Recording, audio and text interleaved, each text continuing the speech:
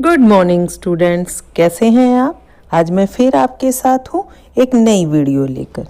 आज हम NCERT कक्षा 7वीं इतिहास पाठ्य पुस्तक का पाठ 6 नगर व्यापारी और शिल्पी जन का अभ्यास कार्य करेंगे। तो चलिए शुरू करते हैं अपनी आज की वीडियो। पाठ्य पुस्तक का पहला प्रश्न फिर से याद करें। रिक्त स्थानों की पूर्ति करें। का राज राजेश्वर मंदिर डैश में बनवाया गया था। प्यारे बच्चों, राज राजेश्वर मंदिर 11वीं सदी में बनवाया गया था। तो खालिस्तान में आप भरेंगे 11वीं सदी। ख अजमेर सूफी संत डैश से संबंधित है। अजमेर सूफी संत ख्वाजा मोइनुद्दीन चिश्ती से संबंधित है। तो आप ख के खालिस्तान में भरेंगे ख्वाजा मोइनुद्दीन चिश्ती। ग हम्पी डैश साम्राज्य की राजधानी थी। हम्पी विजयनगर साम्राज्य की राजधानी थी। तो ग के खालिस्तान में आप भरेंगे विजयनगर। घ हॉलैंड वासियों ने आंध्र प्रदेश में डैश पर अपनी बस्ती बसाई। हॉलैंड वासियों ने आंध्र प्रदेश में मसूलीपट्टनम पर अपनी बस्ती बसाई। तो घ के खालिस्तान में आप भरेंगे मसूलीपट्टनम। मैंने यहाँ सारे उत्तर आपके लिए लिख कर रखे हैं बच्चों। प्रश्न 2, बताएं क्या सही है और क्या गलत है। का हम राज राजेश्वर मंदिर के मूर्तिकार स्थपति का नाम एक शिलालेख से जानते हैं। यह कथन सत्य है बच्चों, तो यहाँ पर आप सही का निशान लगाएंगे। ख सौदागर लोग काफिलों में यात्रा करने की बजाय अकेले यात्रा करना अधिक पसंद करते थे। यह कथन गलत है बच्चों, यहाँ पर आप गलत का निशान लगाएंगे क्योंकि सौदागर लोग काफिलों में यात्रा किया करते थे। ग काबुल हाथियों के व्यापार का मुख्य केंद्र था। यह कथन भी गलत है बच्चों, क्योंकि काबुल हाथियों का व्यापार का मुख्य केंद्र नहीं था। घ सूरत बंगाल की खाड़ी पर स्थित एक महत्वपूर्ण व्यापारिक पतन था। यह भी गलत कथन है बच्चों। सूरत बंगाल की खाड़ी पर स्थित एक महत्वपूर्ण व्यापारिक पतन नहीं था। तो यहाँ आप गलत का निशान लगाएंगे। तो क सही, ख गलत, ग गलत और घ भी गलत। प्रश्न 3, तंजावुर नगर को जल की आपूर्ति कैसे की जाती थी। उत्तर तंजावुर नगर को जल की आपूर्ति कुओं और तालाबों द्वारा की जाती थी। प्रश्न 4, मद्रास जैसे बड़े नगरों में स्थित ब्लैक टाउन्स में कौन रहता था। उत्तर ब्लैक टाउन्स में भारतीय व्यापारी, शिल्पकार, औद्योगिक मजदूर एवं अन्य क्षेत्रों में काम करने वाले मजदूर तथा कर्मचारी रहा करते थे। प्रश्न 5, आपके विचार से मंदिरों के आसपास नगर क्यों विकसित हुए। उत्तर मंदिरों के आसपास नगरों के विकसित होने के कारण निम्न थे। पहला, मंदिरों के कर्ता धर्ता मंदिर के धन को व्यापार एवं साहूकारी में लगाते थे। दूसरा, शनै शनै समय के साथ बड़ी संख्या में पुरोहित, पुजारी, कामगार, शिल्पी, व्यापारी आदि मंदिर तथा उसके दर्शनार्थियों एवं तीर्थ यात्रियों की आवश्यकताओं को पूरा करने के लिए मंदिर के आसपास बसते गए। तीसरा, मंदिर के दर्शनार्थी भी दान दक्षिणा दिया करते थे तथा राजा द्वारा भी भूमि एवं धन अनुदान में दिए जाते थे। इससे मंदिर के पुजारियों की आजीविका चलती थी।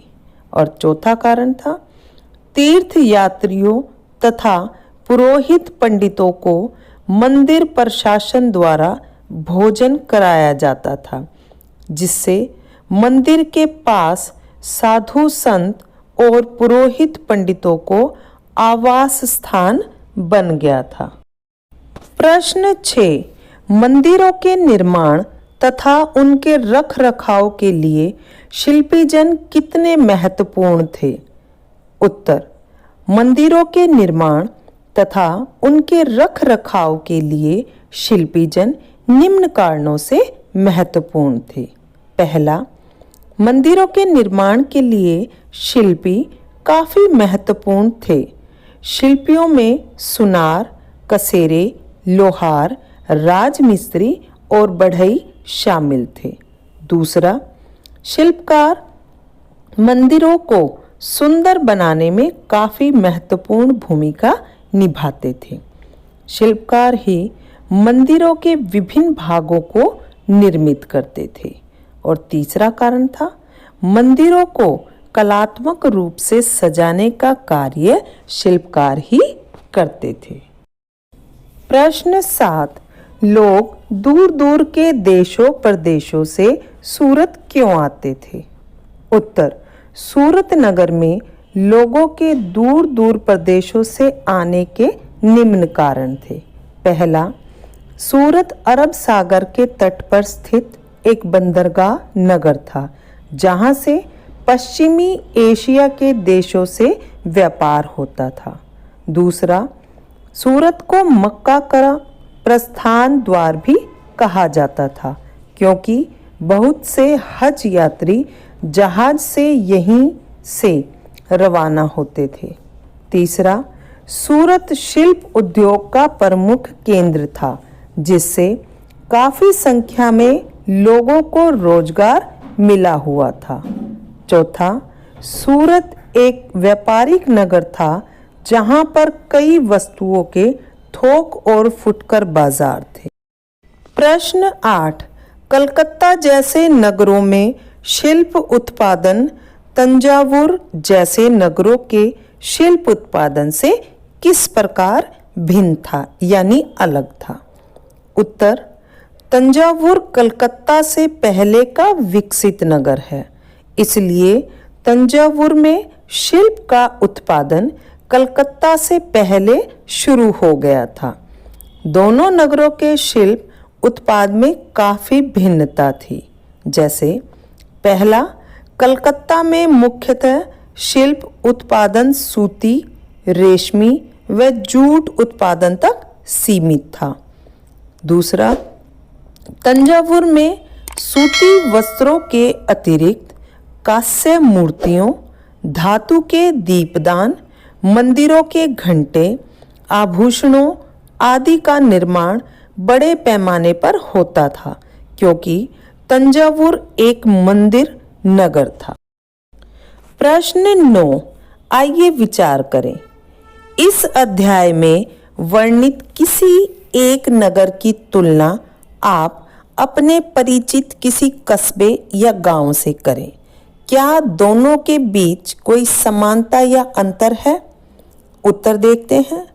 यहाँ पर हम तुलना करते हैं सूरत नगर और टेकारी कस्बा की।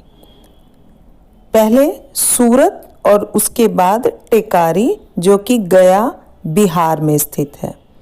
पहला, सूरत एक व्यापारिक नगर है। यहाँ पर लोगों को आवश्यकता की अधिकांश वस्तुएं प्राप्त हो जाती हैं, जबकि टेकारी एक छोटा सा कस्बा है जो ग्रामीण क्षेत्रों की आवश्यकता की पूर्ति करता है।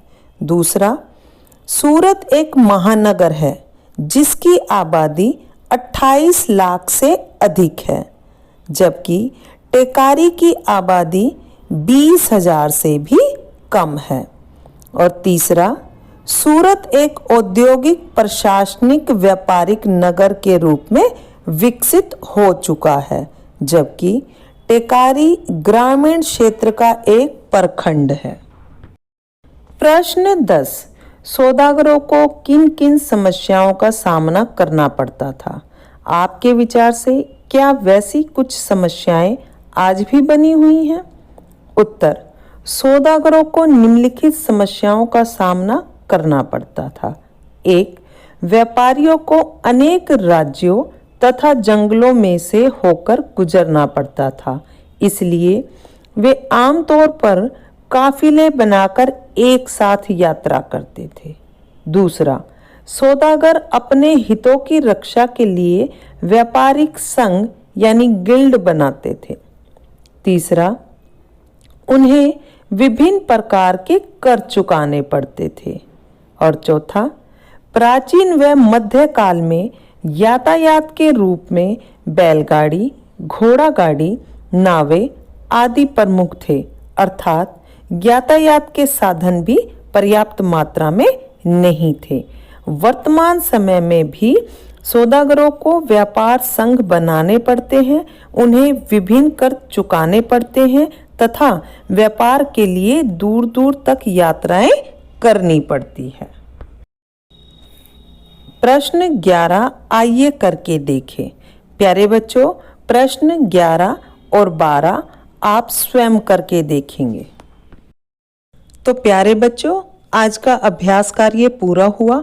आशा करती हूँ कि आपने वीडियो को ध्यान से देखा होगा, सुना होगा और समझने की कोशिश की होगी। आज के लिए इतना ही। अगली वीडियो तक इंतज़ार कीजिए, आपसे फिर मिलूंगी। तब तक के लिए अपना ख्याल रखिए। धन्यवाद।